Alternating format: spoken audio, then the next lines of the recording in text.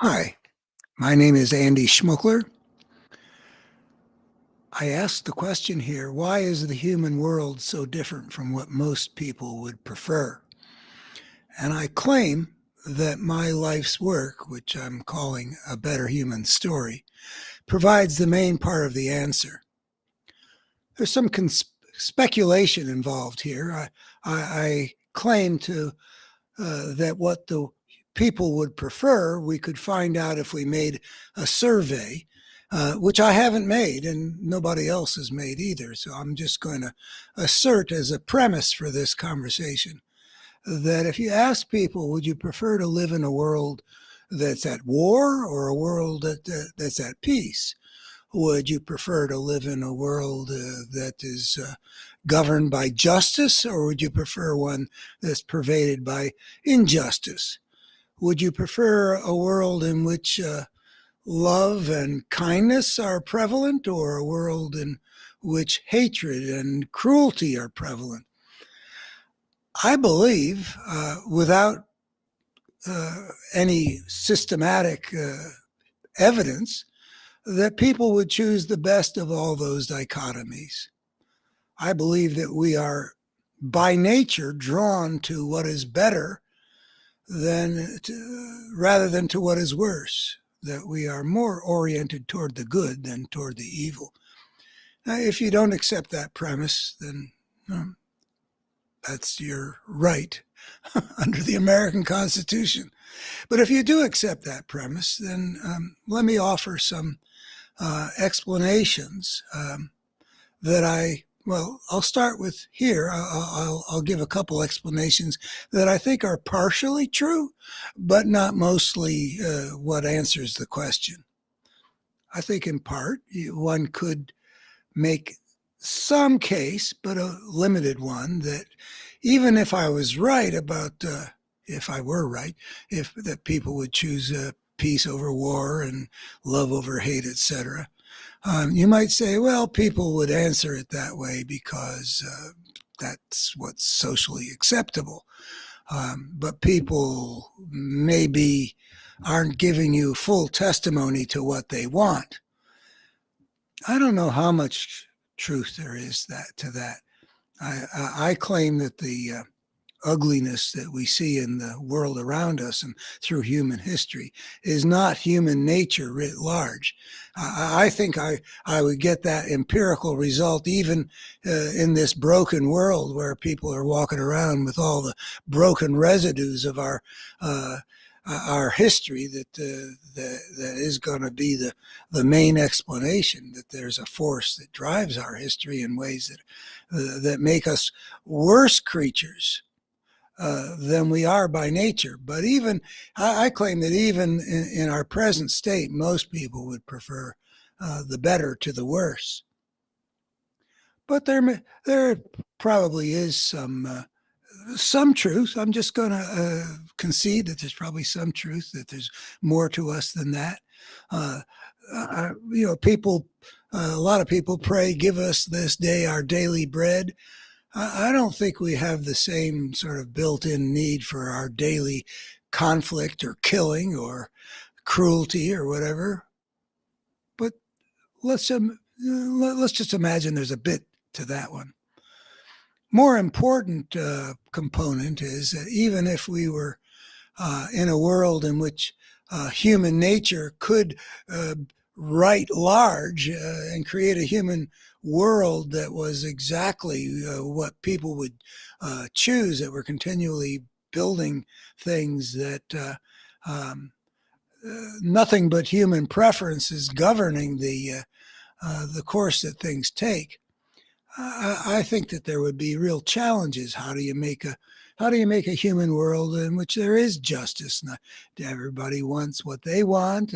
How many people, would there be problems with creating a world in which people are indeed loving toward one another?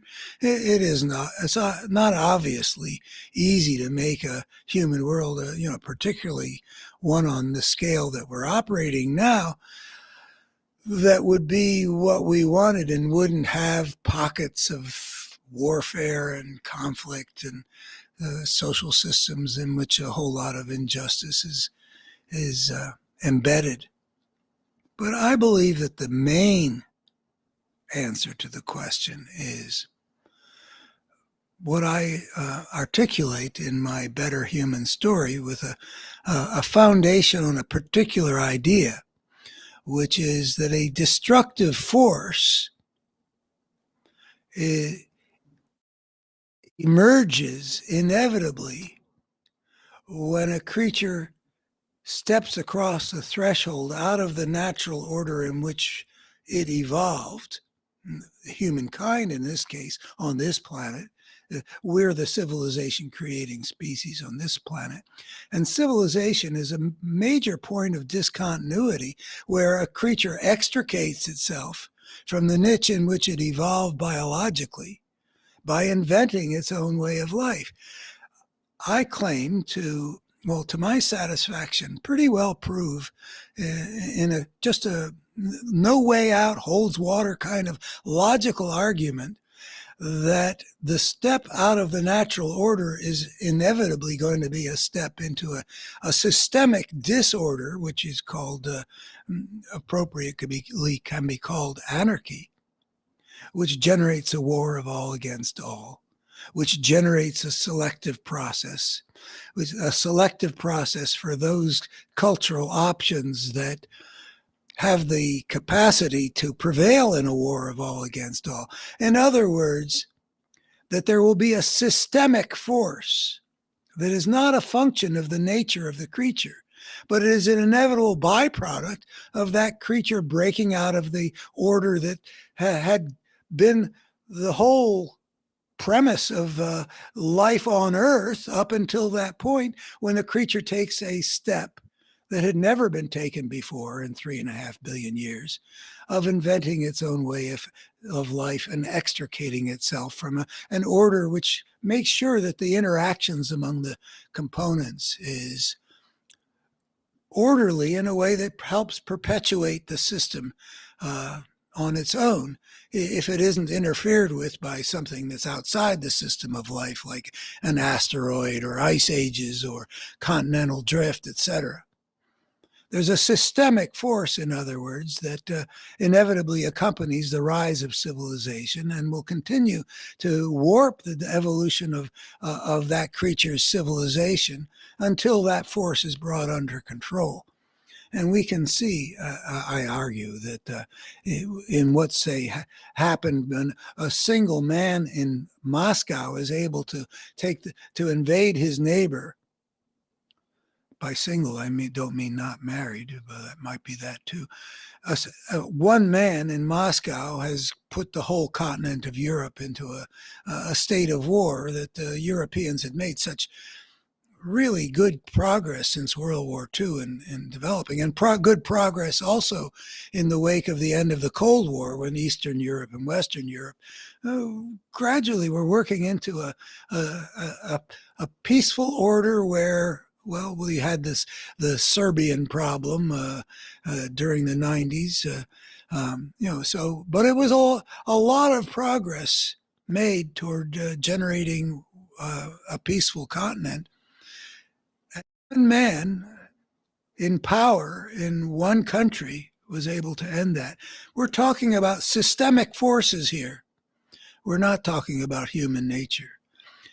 If you want to see whether that argument for a systemic force really holds water and really does answer the question of why human civilization is developed in this kind of tormented and destructive fashion, which gives us a civilization rather different from the way we would want it to be, and I think different from the way it would be if it weren't for such a systemic force.